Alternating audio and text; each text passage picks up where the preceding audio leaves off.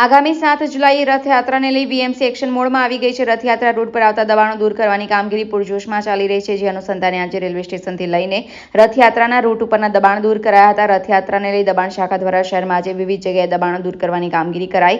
આગામી 2 દિવસ દબાણ દૂર કરવાની કામગીરી રહેશે ચાલુ। દુકાનધારકો દ્વારા સ્વૈચ્છિક રીતે પોતાની દુકાનોની સામેનો માલ સામાન જાતે હટાવી રહ્યા છે।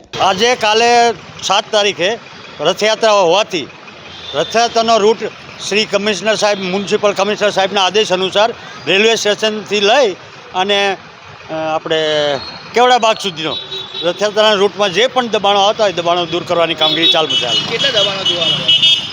કંઈ છે નહીં, એ લોકોને કહી દીધેલું છે, લારી ગલ્લાનો એ લોકો હટાવી જ લીધું છે। કોઈ ફૂટપાથ ઉપર કાંઈ પડ્યું હોય તો એ લોકોને અમે વોર્નિંગ આપી દઈશું, હટાવી દઈશું। આમ તો રસ્તો ક્લિયર જ છે। સૂચના મુજબ એ લોકોએ બી કામગીરી કરી? હાજી હાજી। મારું નામ દબાણ ઇન્સ્પેક્ટર દેવુભાઈ ગોહિલ।